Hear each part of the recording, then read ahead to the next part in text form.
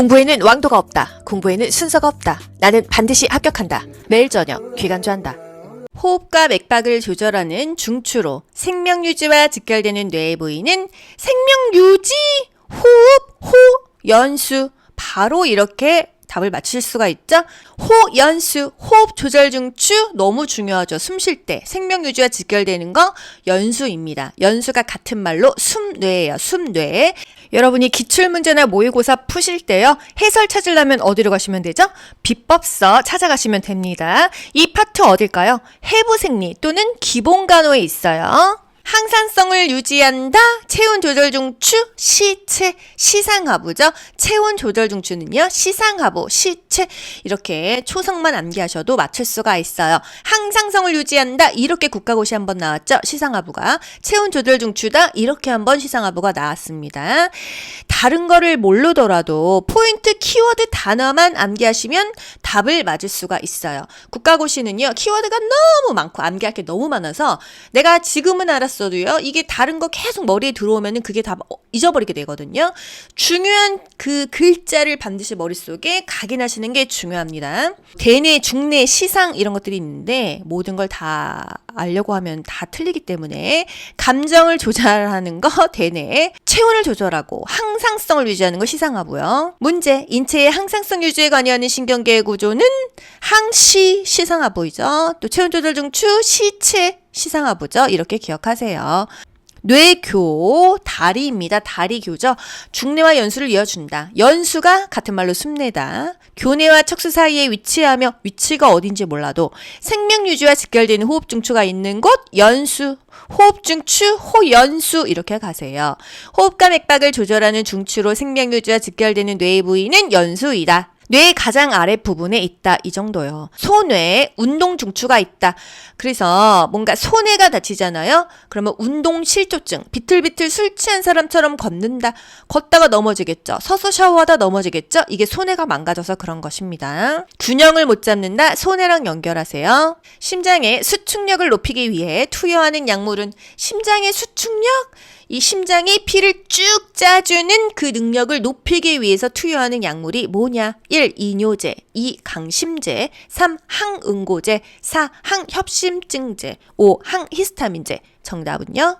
2번 강심제 되겠습니다. 간호조무사 시험 말고요. 요양보호사 시험에서 나오는 빈출 문제인데 심장의 수축력이 저하돼서 생기는 질병은 하면은요. 심부전이에요.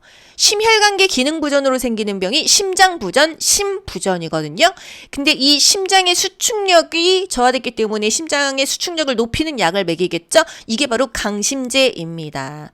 강심제 유명한 거 뭐 있어요? 디곡신, 디기탈리스, 이게 바로 강심제예요. 강심제 투여하기 전에 뭐를 체크해라? 맥박을 체크해야 됩니다. 맥박이 정상적으로는요? 1분에 60에서 100회죠. 그런데 맥박이 너무 느려 서맥이라고 합니다. 이럴 때는요. 투약을 금지해요. 서맥 시 강심제 투여를 신중하게 해라 그랬어요. 이뇨제, 이뇨 현상 빠져나가게 하는 거죠. 항응고제, 응고되지 않게 하는 거, 아스피린 같은 거. 항협심증제, 항히스타민제. 항협심증제는 협심증약, 니트로글리세린 같은 거고요. 항히스타민제 간지럽지 않게 하려고 먹는 거. 그래서 수축력을 높이려면은 강심제를 먹인다. 우리가 열 경련에서 열 피로, 열 허탈에서 강심제를 먹이지 않았나요? 심장의 수축력을 높여야 혈액순환이 잘 되니까 이렇게 또 연결할 수가 있겠죠. 이런 문제에서는요. 어떤 이론까지 찾아봐야 되냐? 기초 양리를 봐야겠죠? 보시는 지금 화면은요. 기초 양리 비법서에서 제가 발췌한 거예요. 저도 문제풀이 할 때요. 비법서로 가서 그 이론을 보면서 해설을 하거든요. 약물을 투여할 때는 5가지 원칙이 있다. 정확한 환자한테 정확한 약을 정확한 용량으로 주사를 놓을지 약을 먹일지 주사도 IM이냐 IV냐 투여 경로를 확인하고요. 정확한 시간에 투여하는 게 중요하다 이거예요. 환자, 약, 용량, 투여 경로, 정확한 시간 이게 바로 투약의 5가지 원칙입니다. 모르핀, 데메롤, 호흡을 억제하는 작용이 있다. 마약성 진통제죠. 투약 전에 반드시 호흡수를 확인해라. 정상 호흡은요 1분에 12에서 20회예요. 가뜩이나 12회 이하의 호흡입니다. 숨을 못 쉬고 있는 사람한테 모르핀을 먹이면 호흡수가 떨어진다. 변비가 온다. 상체를 올려라.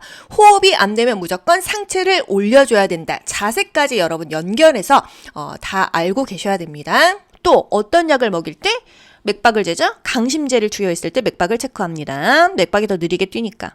디곡신을 투여하기 전에 반드시 측정해야 되는 거. 강심제 먹이기 전에 투여해야 되는 것은 맥박이다. 마약성 진통제, 모르핀, 데메를 먹이기 전에 측정해야 되는 거는 호흡수이다. 이렇게 반드시 아셔야 되고요. 심장의 수축력을 높이기 위해서 투여하는 약물, 강심제이다. 이렇게 국가고시에 나왔는데 강심제가 안 나오고 디곡신 이렇게 나오면 디곡신을 찍으셔야 돼요. 디기탈리스 이것도 강심제죠. 이렇게 찍으셔야 됩니다.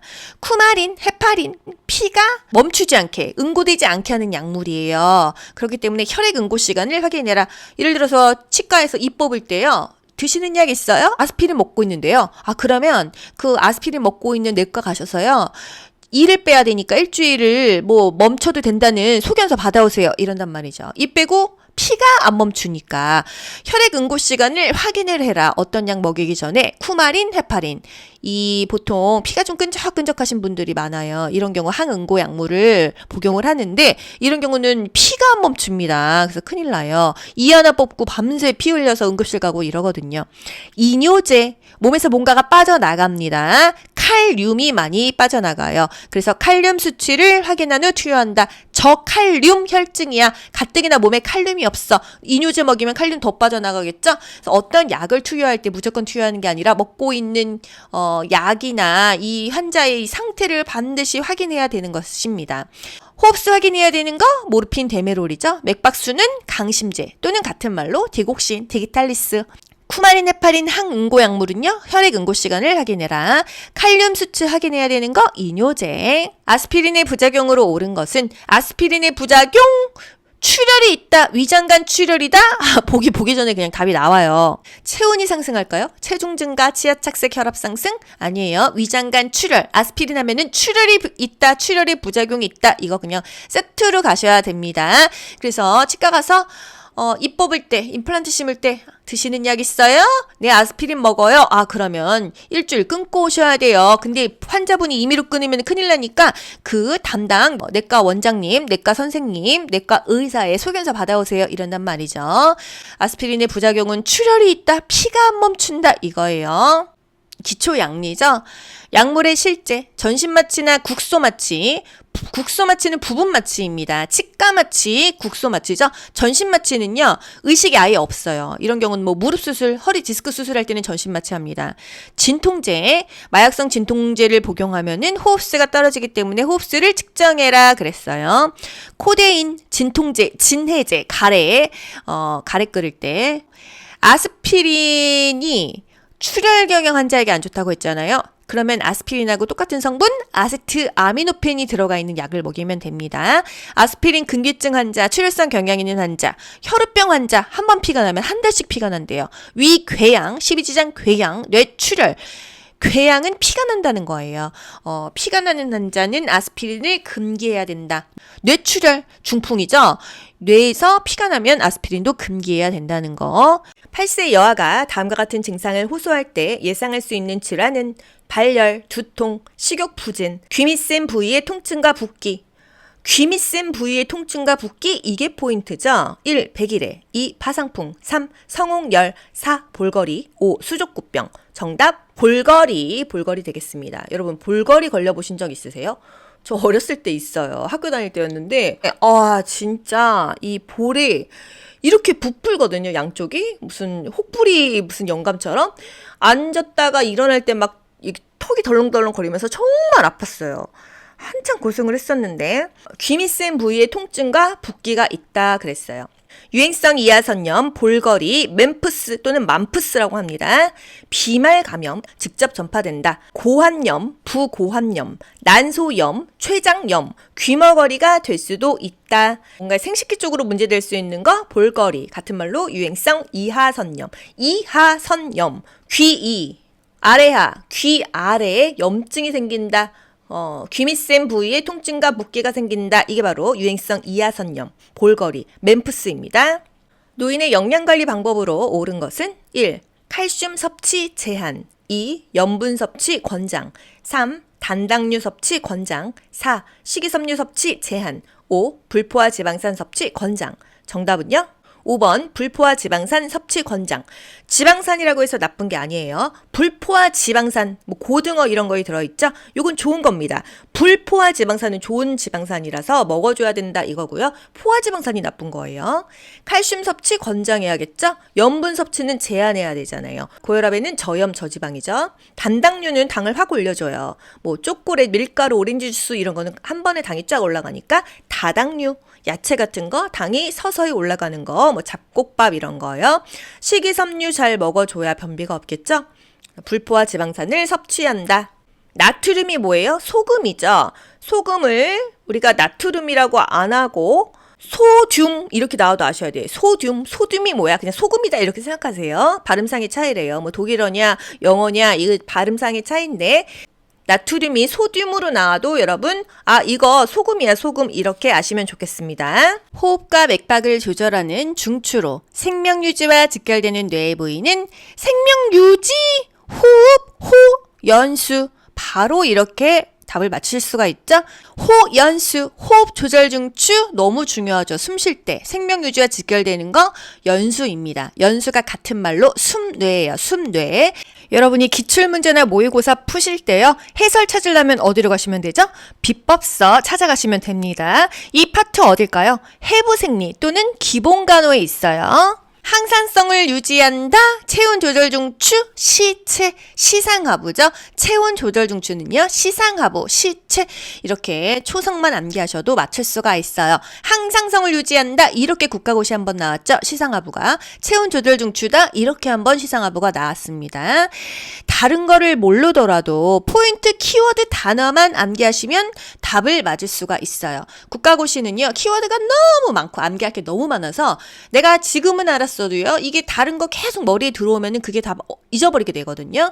중요한 그 글자를 반드시 머릿속에 각인하시는 게 중요합니다. 대뇌, 중뇌, 시상 이런 것들이 있는데 모든 걸 다 알려고 하면 다 틀리기 때문에 감정을 조절하는 거 대뇌, 체온을 조절하고 항상성을 유지하는 거 시상하고요. 문제, 인체의 항상성 유지에 관여하는 신경계의 구조는 항시 시상하부이죠. 또 체온 조절 중추 시체 시상하부죠. 이렇게 기억하세요.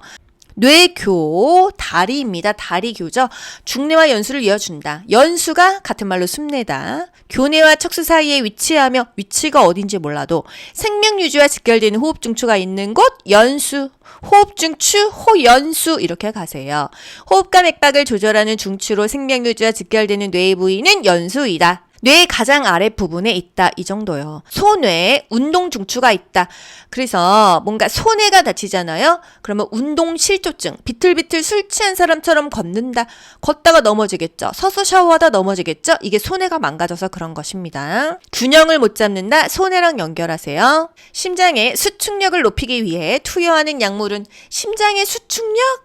이 심장이 피를 쭉 짜주는 그 능력을 높이기 위해서 투여하는 약물이 뭐냐? 1. 이뇨제, 2. 강심제, 3. 항응고제, 4. 항협심증제, 5. 항히스타민제. 정답은요?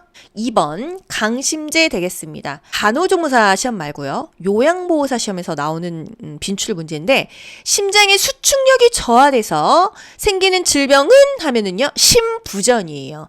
심혈관계 기능 부전으로 생기는 병이 심장부전, 심부전이거든요. 근데 이 심장의 수축력이 저하됐기 때문에 심장의 수축력을 높이는 약을 먹이겠죠? 이게 바로 강심제입니다. 강심제 유명한 거 뭐 있어요? 디곡신, 디지탈리스 이게 바로 강심제예요. 강심제 투여하기 전에 뭐를 체크해라? 맥박을 체크해야 됩니다. 맥박이 정상적으로는요. 1분에 60에서 100회죠. 그런데 맥박이 너무 느려 서맥이라고 합니다. 이럴 때는요. 투약을 금지해요. 서맥 시 강심제 투여를 신중하게 해라 그랬어요. 이뇨제, 이뇨 현상 빠져나가게 하는 거죠. 항응고제, 응고되지 않게 하는 거, 아스피린 같은 거. 항협심증제, 항히스타민제. 항협심증제는 협심증약, 니트로글리세린 같은 거고요. 항히스타민제 간지럽지 않게 하려고 먹는 거. 그래서 수축력을 높이려면은 강심제를 먹인다. 우리가 열 경련에서 열 피 피로, 열 허탈해서 강심제를 먹이지 않았나요? 심장의 수축력을 높여야 혈액순환이 잘 되니까 이렇게 또 연결할 수가 있겠죠. 이런 문제에서는요, 어떤 이론까지 찾아봐야 되냐? 기초 양리를 봐야겠죠? 보시는 지금 화면은요, 기초 양리 비법서에서 제가 발췌한 거예요. 저도 문제풀이 할 때요, 비법서로 가서 그 이론을 보면서 해설을 하거든요. 약물을 투여할 때는 5가지 원칙이 있다. 정확한 환자한테 정확한 약을 정확한 용량으로 주사를 놓을지 약을 먹일지, 주사도 IM이냐 IV냐 투여 경로를 확인하고요. 정확한 시간에 투여하는 게 중요하다 이거예요. 환자, 약, 용량, 투여 경로, 정확한 시간, 이게 바로 투약의 5가지 원칙입니다. 모르핀, 데메롤, 호흡을 억제하는 작용이 있다. 마약성 진통제죠. 투약 전에 반드시 호흡수를 확인해라. 정상 호흡은요, 1분에 12에서 20회예요. 가뜩이나 12회 이하의 호흡입니다. 숨을 못 쉬고 있는 사람한테 모르핀을 먹이면 호흡수가 떨어진다. 변비가 온다. 상체를 올려라. 호흡이 안 되면 무조건 상체를 올려줘야 된다. 자세까지 여러분 연결해서 다 알고 계셔야 됩니다. 또 어떤 약을 먹일 때 맥박을 재죠? 강심제를 투여했을 때 맥박을 체크합니다. 맥박이 더 느리게 뛰니까. 디곡신을 투여하기 전에 반드시 측정해야 되는 것. 강심제 먹이기 전에 투여해야 되는 것은 맥박이다. 마약성 진통제, 모르핀, 데메를 먹이기 전에 측정해야 되는 거는 호흡수이다. 이렇게 반드시 아셔야 되고요. 심장의 수축력을 높이기 위해서 투여하는 약물, 강심제이다. 이렇게 국가고시에 나왔는데 강심제가 안 나오고 디곡신 이렇게 나오면 디곡신을 찍으셔야 돼요. 디기탈리스 이것도 강심제죠. 이렇게 찍으셔야 됩니다. 쿠마린, 헤파린, 피가 멈추지 않게, 응고되지 않게 하는 약물이에요. 그렇기 때문에 혈액 응고 시간을 확인해라.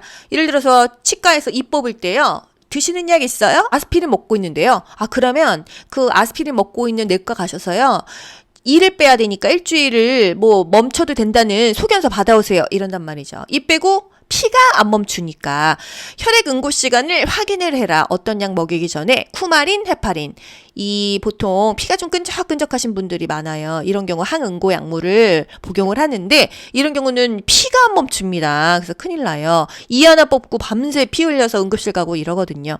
이뇨제, 몸에서 뭔가가 빠져나갑니다. 칼륨이 많이 빠져나가요. 그래서 칼륨 수치를 확인한 후 투여한다. 저칼륨 혈증이야. 가뜩이나 몸에 칼륨이 없어. 이뇨제 먹이면 칼륨 더 빠져나가겠죠? 그래서 어떤 약을 투여할 때 무조건 투여하는 게 아니라 먹고 있는 약이나 이 환자의 상태를 반드시 확인해야 되는 것입니다.